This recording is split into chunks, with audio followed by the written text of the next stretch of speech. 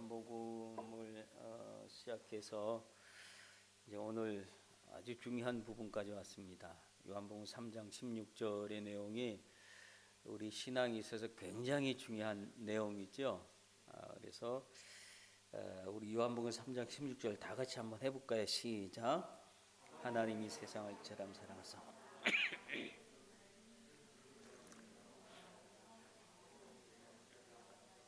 아멘.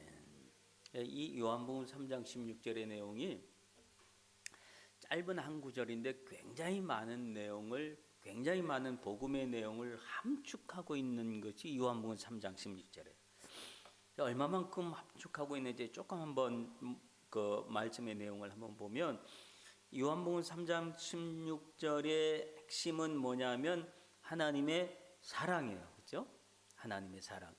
근데 본문에 보면 하나님의 사랑이 어떻게 임했다고 그래요.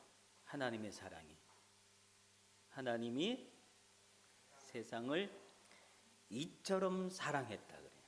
하나님의 사랑이 세상을 이처럼 사랑한 것이 하나님의 사랑의 핵심이에요.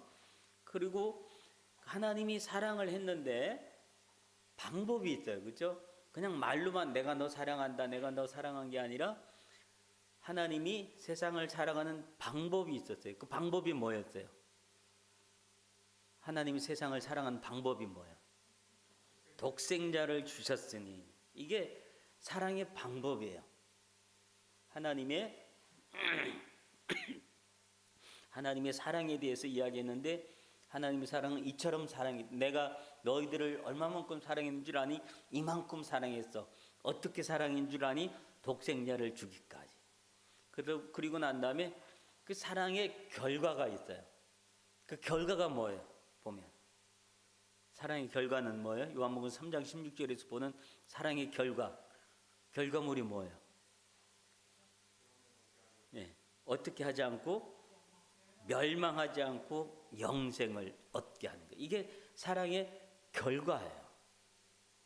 그러니까 요한복음 3장 16절에 보면 하나님의 사랑에 대해서 굉장히 구체적으로 이야기해 주는 거예요. 하나님은 세상을 이만큼 사랑했다. 얼마만큼 내 아들을 줄 만큼, 독생자를 줄 만큼 사랑했어. 그 사랑의 결과가 무엇이냐? 결하는 결과는 구원을 넣는 거다. 멸망하지 않고 구원을 넣는 거다. 이런 하나님의 사랑의 내용이 요한복음 3장 16절의 내용이고 이게 곧 복음의 내용이 되었다. 오늘 우리가 누군가를 사랑한다 했을 때 사랑한다 그럴 때 말로만 사랑하지 않고 사랑하는 방법이 늘 등장을 해야지 돼요. 그죠? 방법은 구체적인 거잖아요. 내가 아내를 사랑해.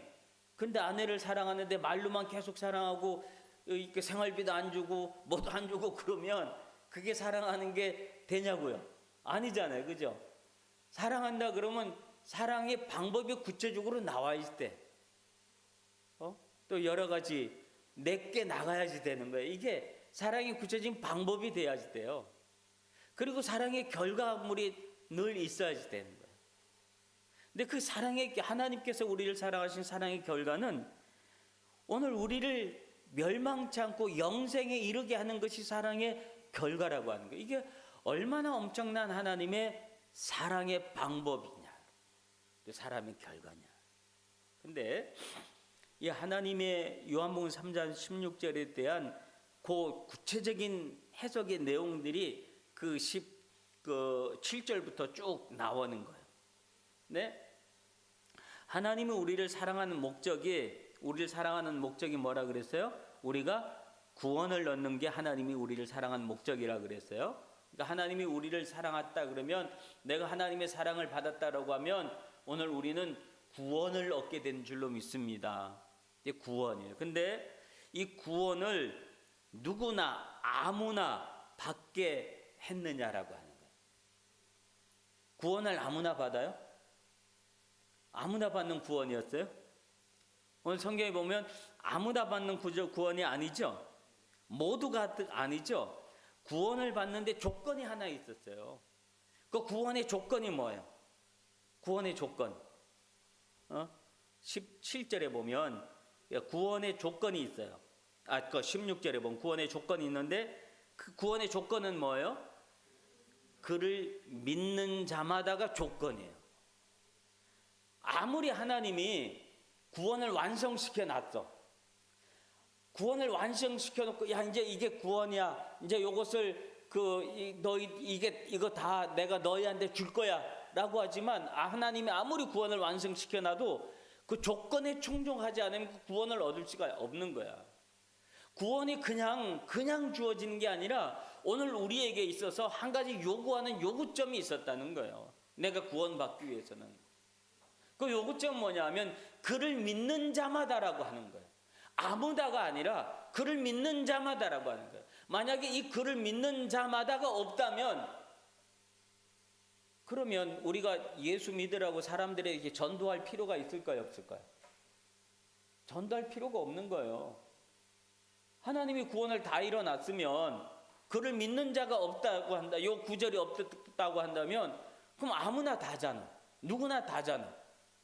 그럼 뭐 우리가 굳이 뭐 전도하고 굳이 복음을 전하려고 그러고 굳이 뭐 선교한다고 목숨을 걸고 막 선교하는 수많은 선교사들이 특히 뭐 일본이야 이런 우리가 전도한다고 탄압하고 그런 게 없지만 그런 다른 어떤 이슬람 문화권이나 뭐 이런데 다 이상한 그런 데 갔다가 목숨 거는 선교 때문에 목숨을 거는 선교사들이 얼마나 많아요. 그죠? 얼마나 많아요. 근데 그를 믿는 자마다라고 하는 조건 때문에 예수 믿는 사람과 안 믿는 사람이 구분이 생긴 거야. 우리 제일대한 기독교의 역사에 보면 이수정이라고 하는 사람의 이야기가 나와요. 그 이수정 씨가 그 사절단으로 일본에 와서 그리고 그가 예수를 믿게 돼요. 그리고 일본인 목사님에 의해서 세례를 받게 돼요. 그런 과정들이 있는데 그때 성경을 한 그 일본 사람이 성경을 주는데 이수정 씨한테만 준 게 아니라 또 안 뭐라고 하는 분이 또 한 분이 있었어요. 그 두 사람에게 성경을 같이 줬어요. 근데 그 안 뭐라고 하는 분은 그거를 성경을 받아들이질 않았어. 왜냐하면 그때 당시 이 기독교를 믿는다 그러면 그때 이제 조선이죠. 그때서 이게 자기가 죽을 수도 있는 그런 상황이기 때문에 그러니까 안 믿었어. 안 받아들였어. 근데 이수정 씨는 그걸 받아들인 거야. 그래서 그가 기독교인이 되어지고 세례교인이 되어지고 그러고 난 다음에 그가 이 아메리카에다가 선교 편지를 써서 우리 조선에도 선교사를 보내달라 그래서 언더우드 아펜셀러가 일본에 건너와서 이수정 씨가 한테서 조선 말을 배우고 조선어로 번역된 성경을 들고 그리고 저 인천으로 간 거 아니에요. 그래서 한국에 언더우드 아펜셀러 선교사가 한국에 들어가서 선교를 시작한 거잖아요. 그러니까 그때 똑같은 구원의 기회는 같이 있었다 안 뭐라고 하는 분도 같이 있었다는 같이 성경을 부여받았다는 거예요. 근데 한 사람은 거부를 했고 한 사람을 받아들이는 거예요. 그를 믿는 자마다라고 하는 것이 굉장히 쉬울 것 같지만 이게 굉장히 어려운 문제라. 여러분들은 여기 앉아있는 우리는 그를 믿는 자가 되었어. 그죠?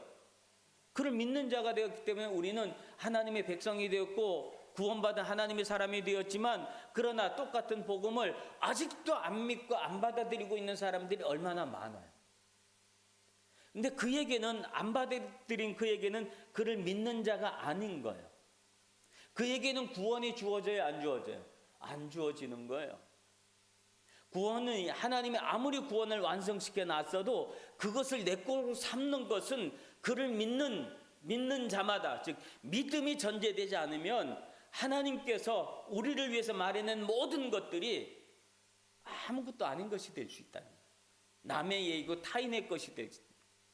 하나님께서 나를 위해서 만들어 놓은 모든 것들을 내 것으로 삼기 위해서는 우리에게 믿음이라고 하는 게 필요합니다.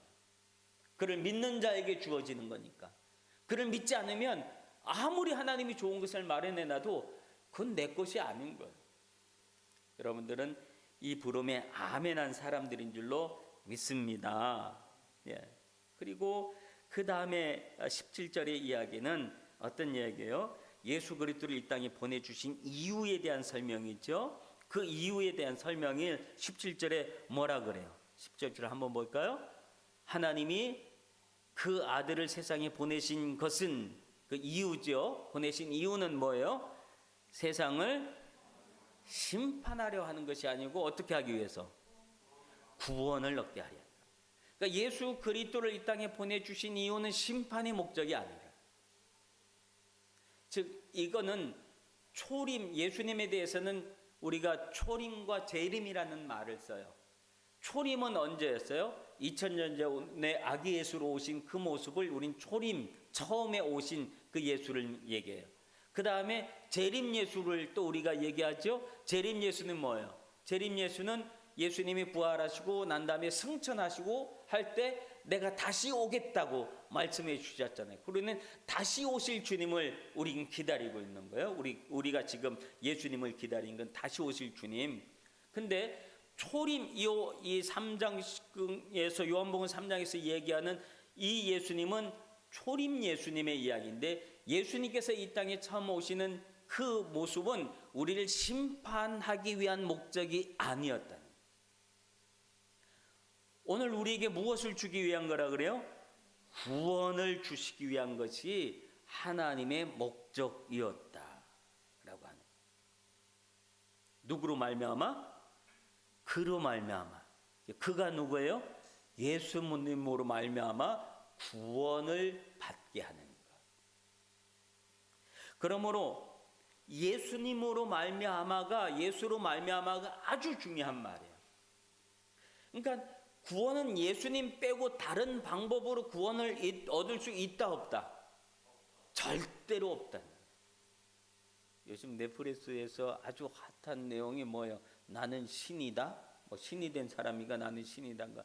그 아주 핫하다 그랬잖아요. 뭐 JMS인가요? 그 정명석 얘기. 참 지저분한 얘기들이. 그들이 과연 신이냐 말이야. 그들이 과연 구세주냐 말이야. 통일교의 얘기를 우리가 얼마나 잘 알아요. 그죠? 뭐 일본 텔레비에서 지금 한 반년은 막 이 진짜 뿌리를 뽑을 만큼 텔레비에서 매일같이 해줬잖아. 통일교에 대해서. 거기에 구원이 있냐 말이야. 절대로 그런 방법으로는 구원을 얻을 수가 없다. 반드시 구원은 그로 말미암아, 즉 예수 그리스도로 말미암아 구원을 얻을 수 있다라고 하는 거예요. 예수님 말고는 구원을 대신할 수 있는 이는 하나도 없다라고 하는 사실을 우리는 알고 있지만 더 확실하게 알아야 될 줄로 믿습니다. 그래서 우리가 이 땅에, 우리 특히 일본에 사는 우리에게는 얼마나 많은 종교들이 많이 있어요. 그 모든 종교들이 구원을 얘기하는 것 같지만 그 종교들로 구원은 이루어질 수 없다는 거예요.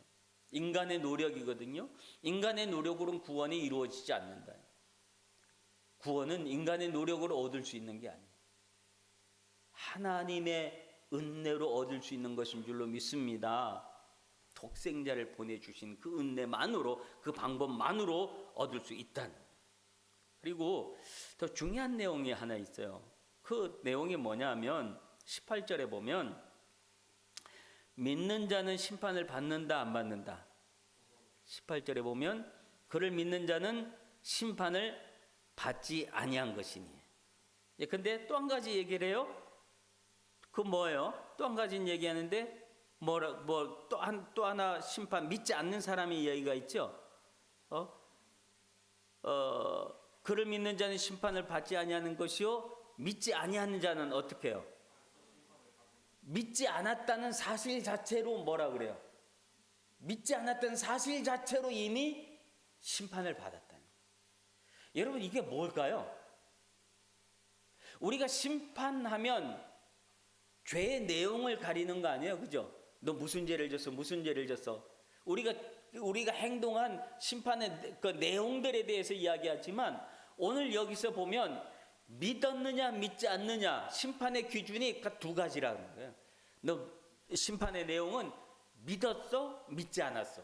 그 두 가지로 안 믿었으면 안 믿었다라고 하는 그 자체로 이미 심판을 받은 것이라 그래요. 이 말의 의미는 굉장히 중요한 이야기예요. 굉장히 중요해요. 우리는 하나님 앞에 섰을 때 하나님께서 오늘 우리를 바라면서 우리를 심판하신다 그랬는데 우리 죄의 내용을 심판하시는 게 아니라는 거예요. 우리가 얼마만큼 죄를 지었느냐, 얼마나 많은 죄를 졌느냐, 얼마나 큰 죄를 졌느냐, 그걸 하나님이 바라보시고 그 죄악의 모습을 심판하신 분이 아니라 한 가지만 놓고 심판하신다는 거예요. 믿었냐 안 믿었느냐. 그래서 안 믿었으면 안 믿었다고 하는 것 자체로 이미 심판은 끝난 거예요. 심판만. 그러니까 우리가 믿었다라고 하는 사실이, 믿었다는 사실이 이게 얼마나 엄청난 내용인지. 우리는 그냥 내가 예수 믿습니다. 그리고 우리가 교회 와서 앉아서 예배드리고 편안하게 있는 것 같지만 이 편안하게 우리가 예배드리는 이 행위 자체가 내가 예수님을 믿는다고 하는 신앙의 고백 자체가 우리의 우리 영혼을 결정하는 엄청난 것을 결정해요. 내가 믿었다고 하는 것 자체는 이미 나에게 심판이 비껴갔다는 거예요. 심판이 비껴. 이 말은요. 어떤 이야기인가 하면 이 믿음이 전제됐죠. 믿었느냐 안 믿었느냐. 근데 그 믿음은 무엇을 전제하고 있다 그래요? 믿음은 회개를 전제하는 거예요. 회개 없는 믿음이 있을 수 있었을까요? 없을까요? 그 진정한 믿음일까요? 아닐까요? 회개 없는 믿음은. 회개 없는 믿음은 진정한 믿음이 아니야. 회개 없는 믿음. 그렇다면 회개라고 하는 건 뭐냐는 거야. 단순히 내가 내 죄를 하나님 나 이런 죄 졌습니다. 이런 죄 졌습니다. 막 내 죄를 읊는 것이 회개예요? 아니죠. 읊는 것이 회개가 아니라 회개라고 하는 것은 그 죄에서 돌아서는 것이 회개라고. 근데 돌아서지 않으면 진짜 회개를 했다고 볼 수가 없던 거. 회개에는 열매가 있어야지 되는데 그냥 읊은 것으로 나 이런 죄를 졌습니다. 읊은 것으로는 아무런 열매도 없는 거예요. 읊는 것으로 끝난 게 아니라 내가 그 죄로부터 돌아섰을 때 열매가 생긴 거예요. 그게 회개거든요. 그게 믿음이라고 하는 거거든요. 근데 내가 회개로 해서 죄로부터 돌아섰을 때 돌아선 사람에게는 삶의 모양이 달라지잖아. 삶의 방식도 달라지고 삶의 행동도 달라지고 모든 게 다 달라지잖아요. 그러면 그 사람은 또 옛날처럼 죄를 짓는 죄를 짓는 삶을 살지 않는다는 거죠. 그렇죠? 그런 거예요. 그러면 믿었다고 하는 사실 자체로 하나님의 우리가 믿었어요. 자, 이제 믿어서 하나님 앞에 갔어. 그 다음에 나의 행위의 모습은 그거는 상급에 관한 내용.